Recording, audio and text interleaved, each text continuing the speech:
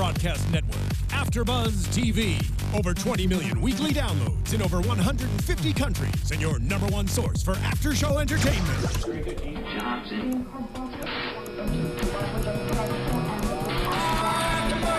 AFTERBUZZ TV, the destination for TV superfans. Producing aftershows for over 300 of your favorite TV shows, interviewing celebrities and showrunners, and bringing you behind-the-scenes exclusives. All thanks to E! Entertainment's Maria Menounos, producer Kevin Undergaro, and internet leader Akamai.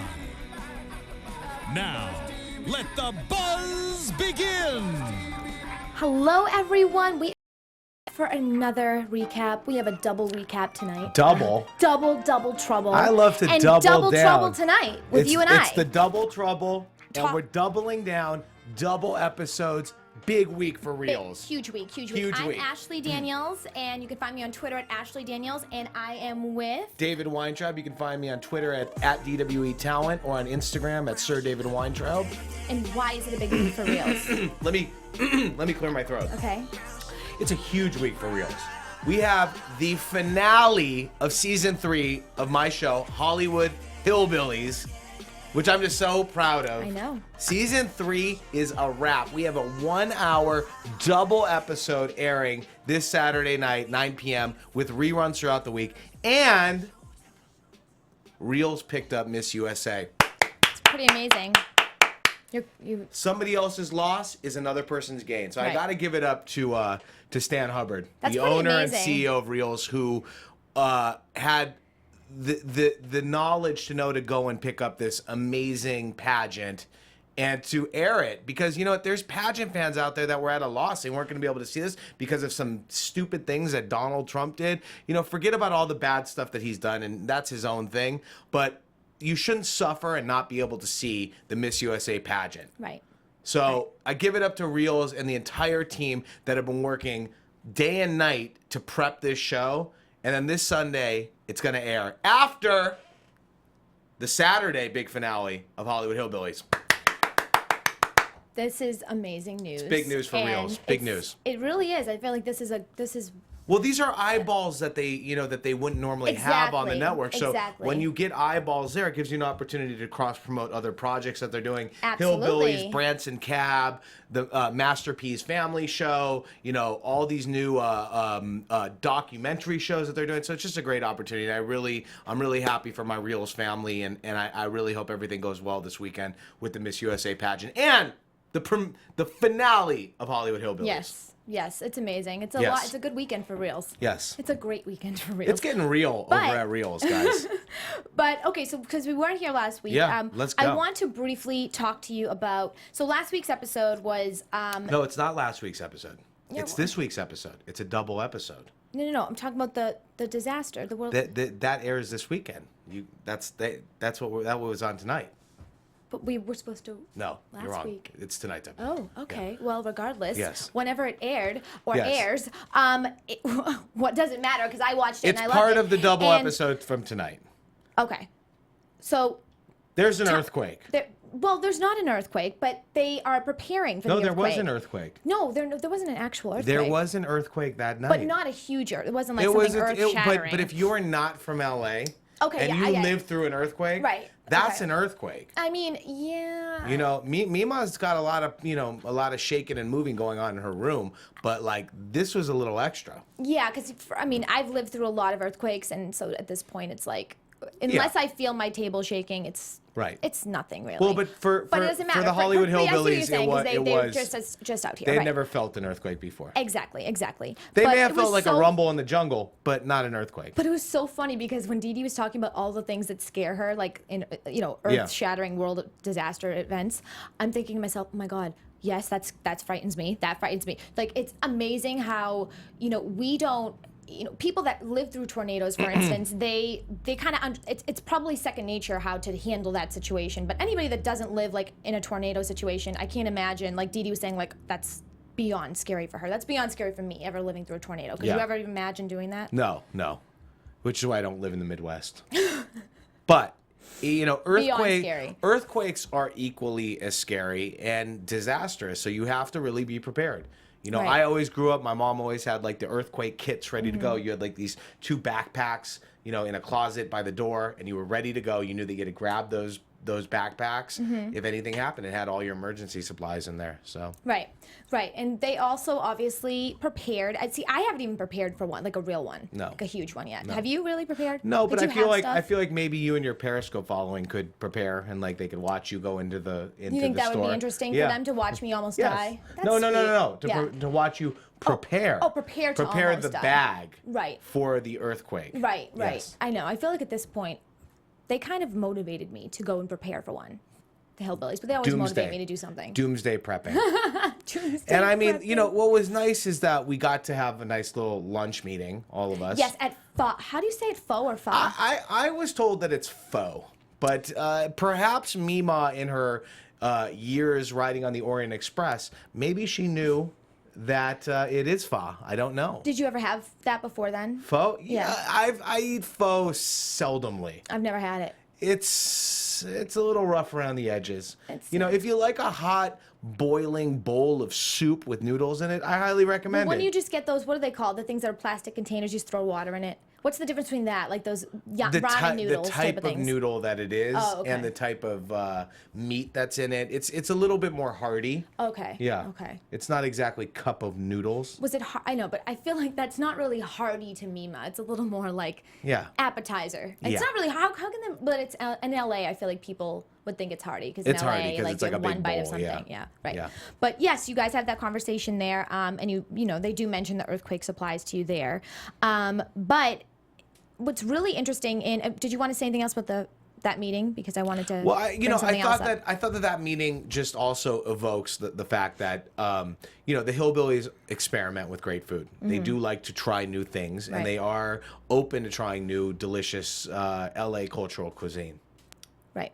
So I did want to say that.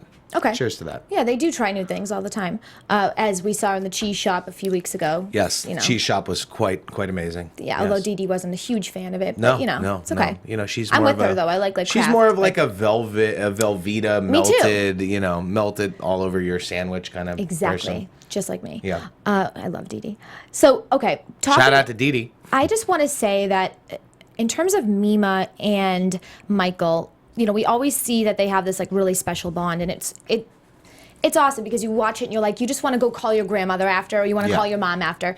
But tonight, I just felt like her advice to Michael regarding the troll situation that he was, you know, experiencing. It's not easy to deal with what he's dealing with, and he wanted to kind of handle trolling it similar. is a form of bullying. It's definitely a form, but her advice was so awesome. I really hope that people that are watching it that maybe are experiencing something similar would take the high road, like Mima said. She's like, you know, just make a joke out of it, make it like it doesn't bother you, versus doing the complete opposite and stooping to their level. Yeah. And she's so smart. She's so wise. Mima knows what's up, and I think that she's lived through seeing Michael being bullied over the years, so she has a different stance on it now that they actually have a big platform and a voice to be able to send the right message out there, that you don't have to encourage anyone to you know, to encourage the bullies to do it more, because sometimes when you egg them on, they'll go even harder on you. Right. You know, and most of the time these bullies are, you know, sitting in a basement, you know, playing on their computer, hiding behind their computer, talking shit about people. Like, go ahead, you know. Right. Howard Stern is where he is because of the haters. At the end of the day, that's true. Haters make you famous. Haters and fans. Yeah. Exactly. Yeah. So he's doing the right thing by continuing to. You know, some people would get afraid. Maybe they wouldn't go back online. And the thing is, like I do feel like, you know, Michael sometimes, you know, he takes things very personally because of all the things he's been through in his life. So it's not like he's just spazzing out because people are saying stuff. Like, this has really been a road of people talking not nicely about him. Right. So he doesn't appreciate when people go down that path. But Michael, I want you to know one thing, and I'm saying this, you know, brother to brother right here, and this is from me to you.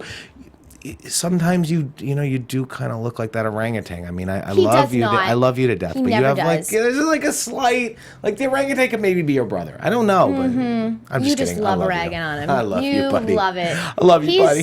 Buddy, I love you. I miss you. He's honestly Wish we could see cute. You. He's so cute. He's special. And that's why people are hating on him, because they're jealous. Yeah. Sorry, that's what it is. When you're in the special section, It means everything. Exactly. Yeah. Exactly. They're not talking about if they're not talking about you, you're not doing anything. Yeah. So that's really. They're talking about you because we are doing something at all times. Exactly. But if he did ask you for advice, what would you have told him to do? Well, my advice would be much different. My advice would be to go hard or go home immediately and go in on those people, because I do like to stir the drama, and I do like to stir.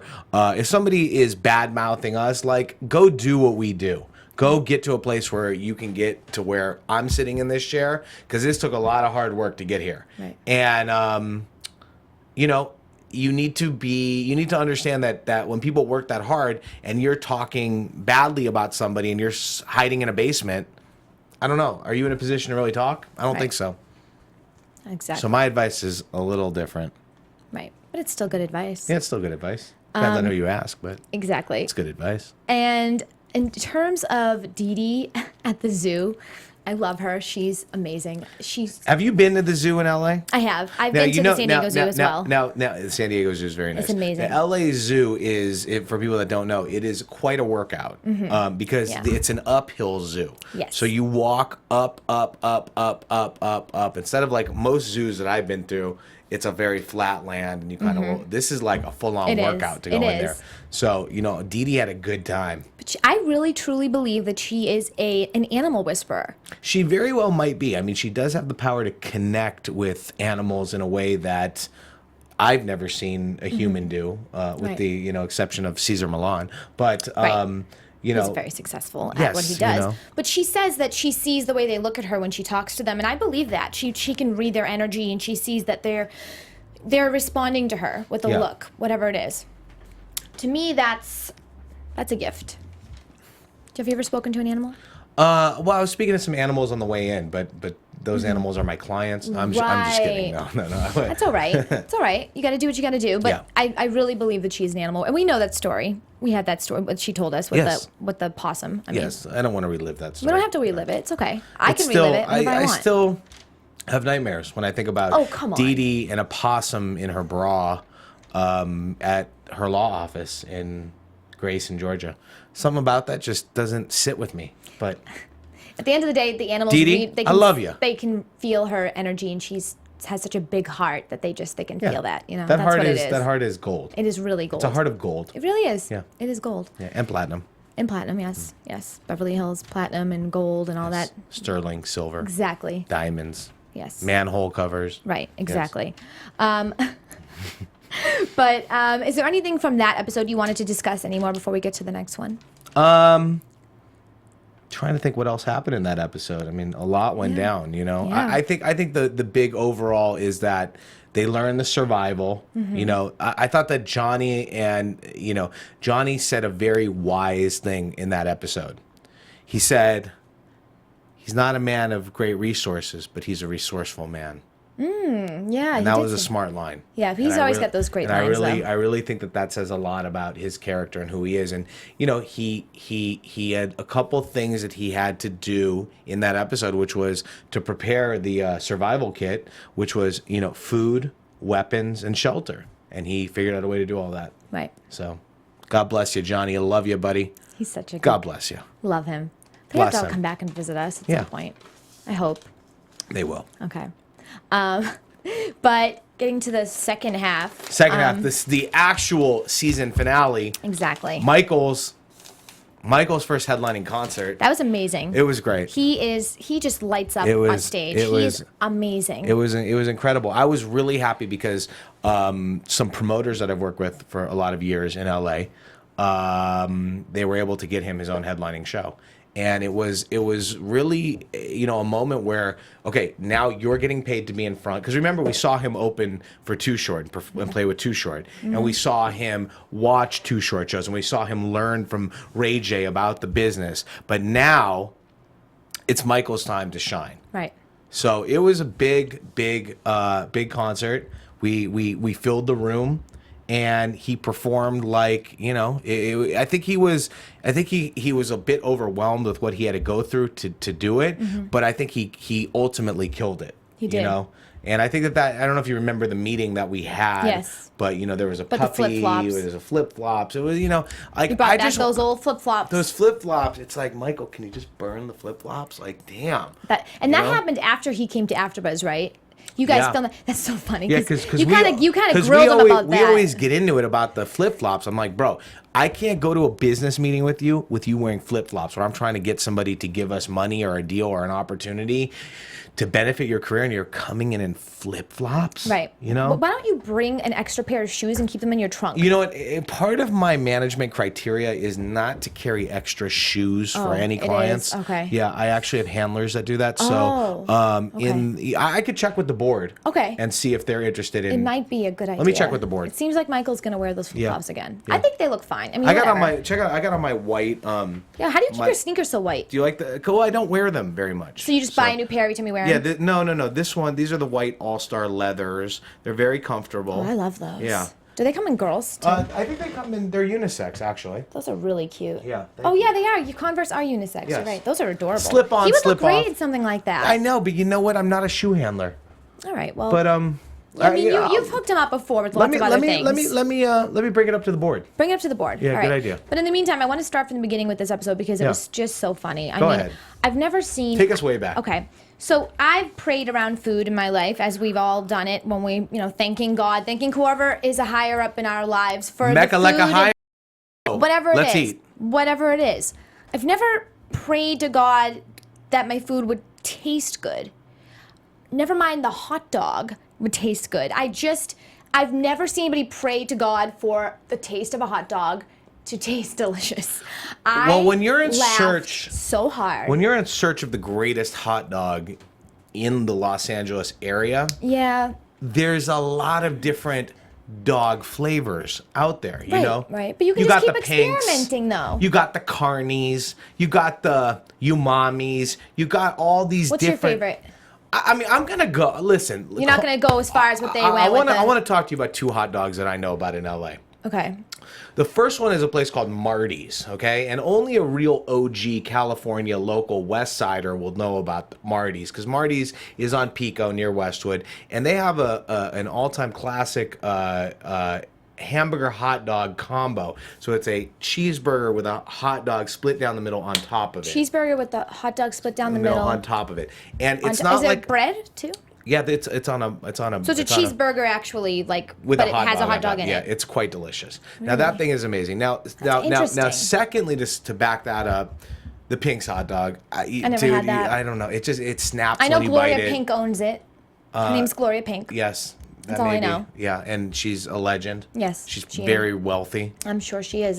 She's printing pink money over there. What's so great about that hot dog? The hot dog, the skin of the hot dog, it like snaps when you bite it. There's something about this like little crunch that it has almost, and there's just something about the whole experience of going there and waiting in the line. Now if I roll by Pink's and I see that there's no line, I will stop what I'm doing to go in. Even if you're not craving a hot dog, just because you're like, this is an opportunity. Because it's not worth, because like the 45-minute wait is crazy sometimes. Like there's people waiting 45 minutes for a hot dog.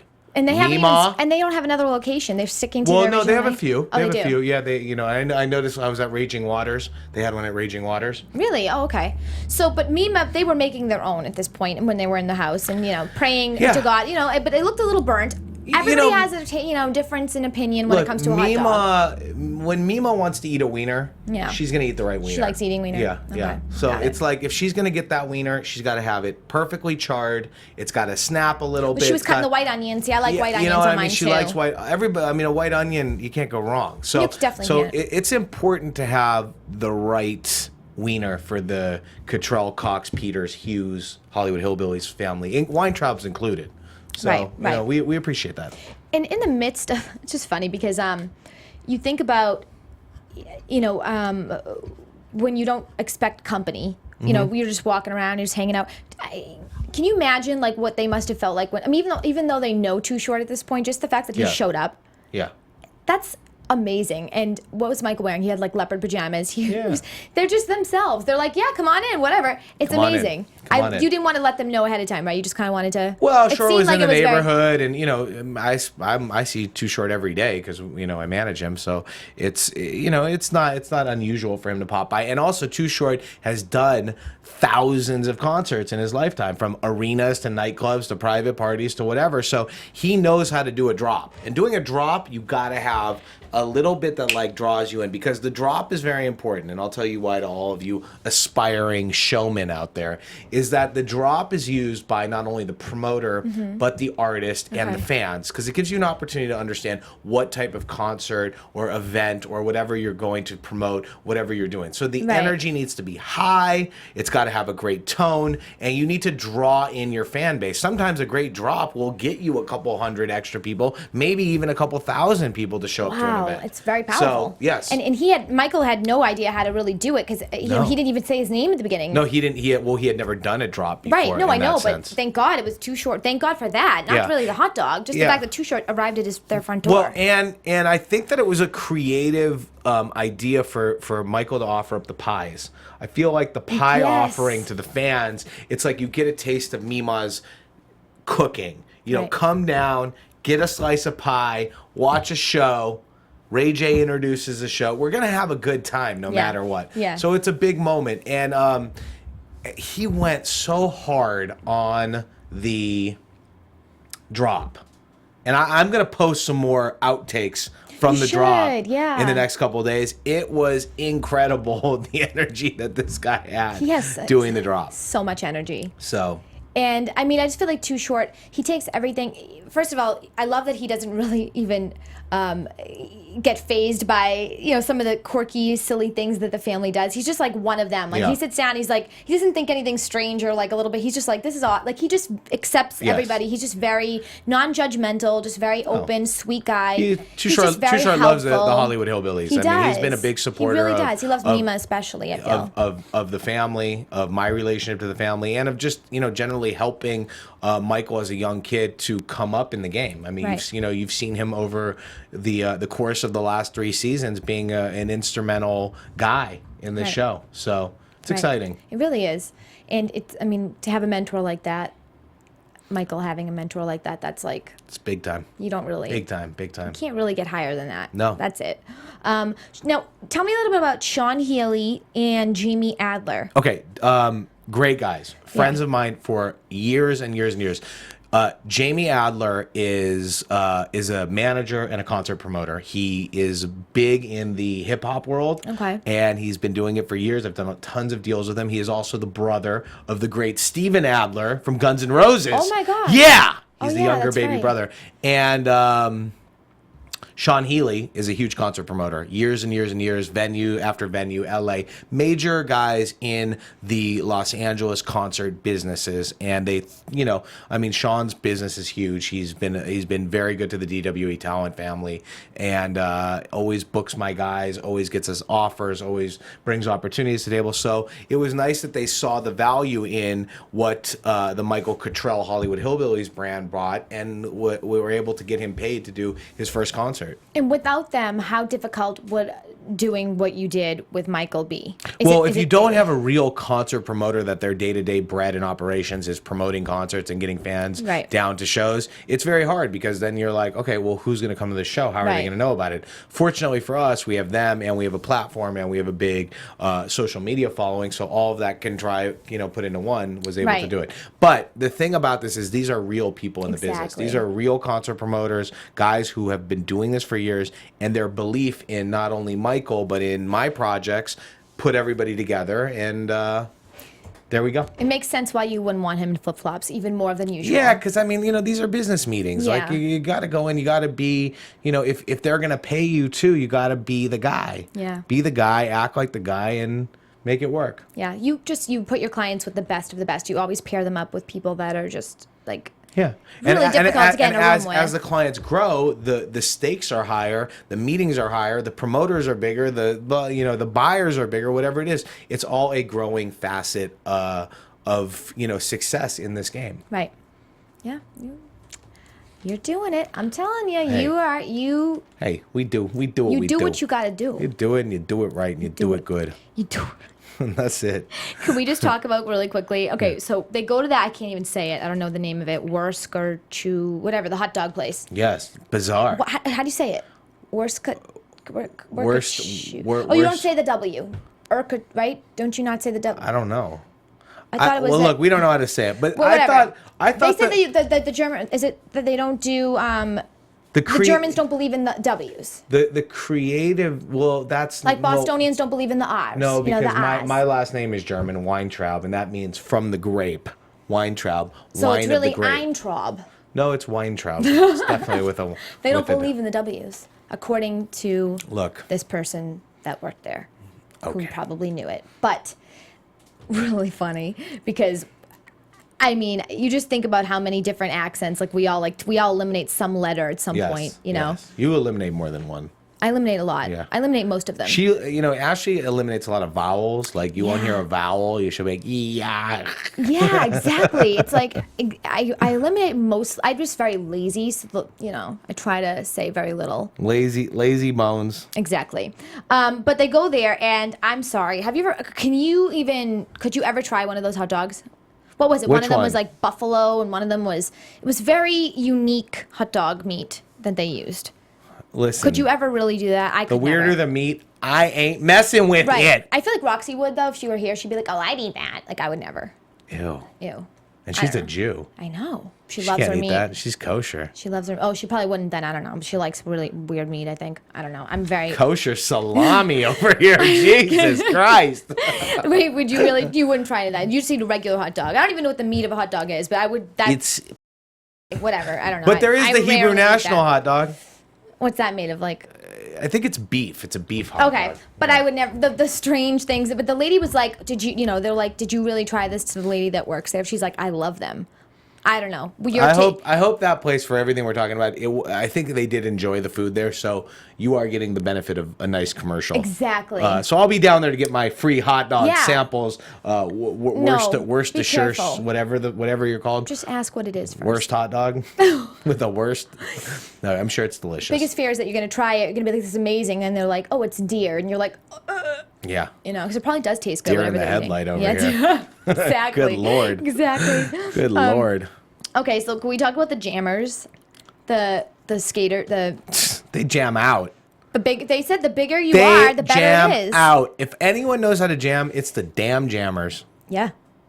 It was amazing though. Yeah. And they said the bigger you are, the better it is. You can just ram. I mean, look, have you ever done it? I mean, no, I haven't. I've definitely been involved in a lot of shooting of roller derby and roller skate world, but it's intense. Yeah. It's intense. It's a cutthroat world of roller skating out there. If you see somebody rolling down the street and you're like, oh, they're just having a good time on their roller skates. No, they may jack you up. They may. Okay? Yeah. Like, just because they're wearing roller skates doesn't mean they're not OGs. Right. I know a lot of OGs who roller skate. Sometimes it's not. They can claim it's not their fault. I mean, you're rolling. Look, rolling on a river. Even Sir David Weintraub got a pair of roller blades. You have blades, right? I got some blades. Too. I have roller blades too. Yeah, I bladed up Venice Beach, hit it up. Yeah. Good hot dog while you're blading. Have a good time. I would love to rollerblade with Dede. With Dede? Yeah, holding hands like at Venice. You guys holding hands down the walkway. It would be a look of looks. She's amazing. Yeah, it'd be cute. Yeah. Who's your favorite person? If you could roller skate with anybody or rollerblade with anybody, who would it be? Mima. Mima? I mean, yeah. If I could just get Mima up on two wheels, it would be, my life would be complete. I love you, Mima. Complete my life, please. I bet they would like regular roller skating, like the like Roller World type of thing where they have the music and like the disco lights. Well, they went there. No, I know, but I'm saying you don't know about what I'm talking about. It's back home in Boston. Oh. It's called Roller World. Roller World? It's like, I feel like I could take them back to Boston. I've been to Walley. Is this near Walley World? No, not at all. This is like disco. Do you know where Walley World is? No. No? You know where Roller World is, right? This is in like the North Shore of Why don't you Google Walley World? See if you want to go there one time. No. Ask your Periscope friends. All right, I will. But I would take them back and roller skate with them at Roller World. And they Walley would love World. it. That would be like my dream Hollywood Hillbillies like situation. It's weird. We could probably make that happen.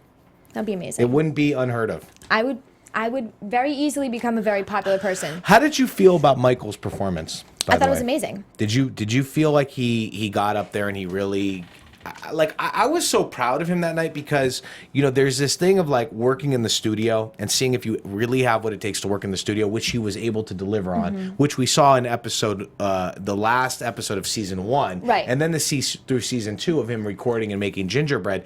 But now. But he's been practicing. He's got the mattresses up. You know, I feel like he has more time now to practice. Look, when you have dirty mattresses in a home studio, it says like, I'm in the game. Exactly. And I'm going to win it. Right. You know, this is not checkers. It is chess. And he's getting there. Wait, what's wrong with checkers?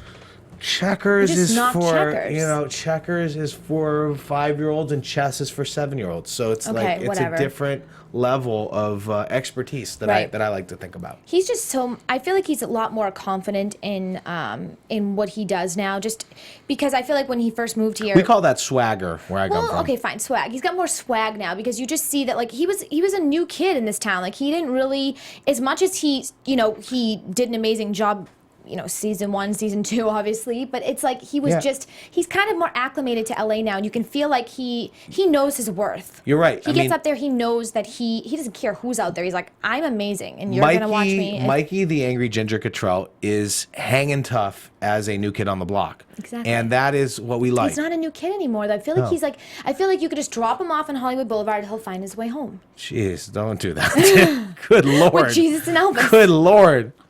Good Lord, we don't want to do that. He's just more mature now. I don't know. Something about him is just like. Do you see that too? Like I don't he's know. Just confidence? He may wind. If we left Michael in Hollywood and Highland, it could be a disaster. I don't think so. Could be a. He may wind up in in Tijuana selling needles. I don't know what hotel singing on like jazz night or something, like turning jazz night into like rap night. He would make something really cool happen if we dropped him off in Hollywood Boulevard. And this is why I manage him and she doesn't. That's exactly why. But I do. I think what did you think? Were you proud of him? I was extremely proud of him. He killed it. Yep. Michael, you killed it. You killed it. You killed it. I love that show. I loved hearing songs that I'd only heard on track, seeing them performed. It all came. I love it when a plan comes together, and it came together. We got the right team together, the right promoters. We got Ray J there. We got Too Short helping with the drop. We got Mima with the hot dogs and the pies. Like, we're in it to win it, and that's it. And that's what the Hollywood Hillbillies is all about. It's about showing an insight into a world that you don't know much about, but you laugh and you enjoy, and you get to forget about life and just laugh with us on this irreverent run that we make. It really is a cool mix of people, that's for sure. I just give him so much credit that he doesn't get afraid at all or just like nervous when he sees 2 of the best rappers ever like standing there watching him. Because it could do the opposite. It could make you nervous. He embraces it. No, but he has a different relationship with Ray J and Too Short. It's not like he doesn't look at it like that. Once you become friends with your mentors, you have a different understanding of how to deal with them, and it's been great. I mean, I'm happy, and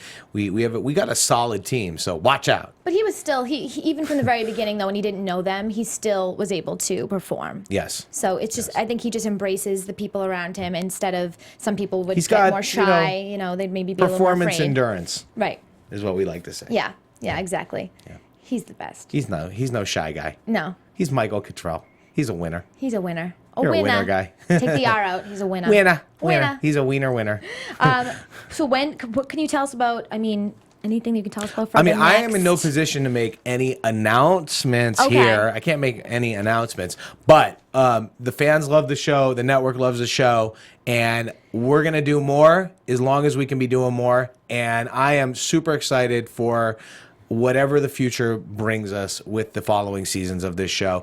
And I just want to say thank you, to the whole family for allowing me into their world and for us all to be a big blended family. I really love you guys. And it has been an amazing 3 seasons of this show. And lastly, I want to thank both you and Roxy for all of your undying help with everything and doing this show with me week in and week out and having a good time. And it allows us to just be kind of free and have a good time and laugh at, the world is tough out there. So when you get to forget about what's out there and have a good time for a couple minutes, and Ashley Daniels and Roxy Stryer, it doesn't get any better than that. Aww. And I love them so much. We love you. You're our brother from another mother. Well, thank you, Mama. Give me a little fist bump And I want to say one more thing. Please make sure you tune in Saturday nights to the 1-hour finale of Hollywood Hillbillies. And on Sunday night, tune in to the Miss USA pageant on Reels. Check your local listing. Support independent networks like Reels. I have to say, this is awesome. Reels is like killing it right now. Amazing. We keep it real at Reels. Oh, yeah. And hopefully, I know you can't say it, but hopefully we have our family back. I think the signs are all leading to where we want to do. I'm just in no position to make announcements. Can't make announcements. That's not what I do. All right. Well, hopefully we'll all pray to the hot dog god. Yeah. That we'll get our wish. If there's a hot dog god out there, he's going to bless us with hot dogs and more Hollywood Hillbillies and Mima. Where can they find it? Where can we find you? And I am. In the meantime. And, if you ever want to check out my whole company, it's dwetalent.com. And then on Instagram, I'm Sir David Weintraub. And on Twitter, I'm at dwetalent. So check us out, support it. Watch your Hillbillies, love your mom, and kiss your grandma. Aw, that's a really good way to end it. Until next time. And I'm Ashley Daniels. You can find me on Twitter at Ashley Daniels and Instagram at Miss Ashley Daniels. And thank you so much for hanging out with us this entire season. Once again, we love you guys and we love Reels. So we'll be back.